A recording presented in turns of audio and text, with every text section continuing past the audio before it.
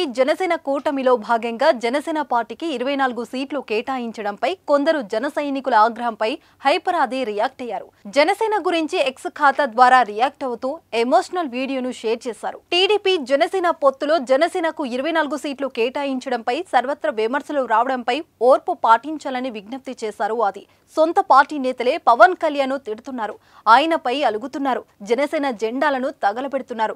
ఇది ఎంతవరకు సమంజసమంటూ వినయపూర్వకంగా ప్రశ్నించారు. జనసేన కార్యకర్తల నిరసన చూస్తే చాలా బాధిస్తుంది.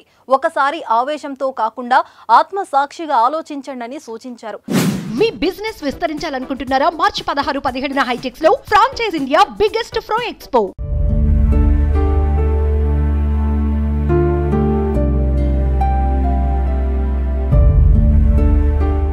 తనను నమ్ముకున్న ప్రజలను తన వెన్నంటే ఉంటే నాయకులను పవన్ మోసం చేయరని, అలాంటి వ్యక్తిత్వం పవన్ కళ్యాణ్ది కాదని ఆది అన్నారు.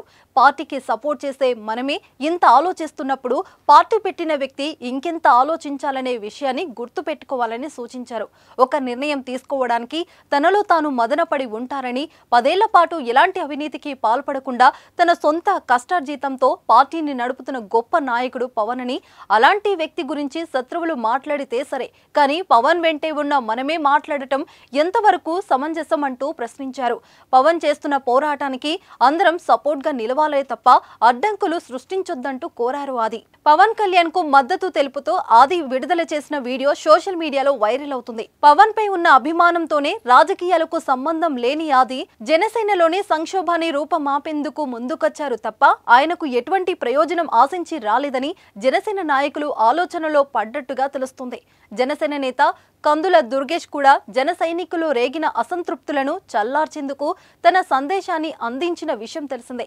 వైసీపీని గద్దెదించి ప్రజలకు సుపరిపాలన అందించాలనే పవన్ కళ్యాణ్ ఆశయానికి అందరూ కలిసికట్టుగా అడుగులు వేయాలని జన సైనికులు నిర్ణయానికి వచ్చినట్లు తెలుస్తుంది.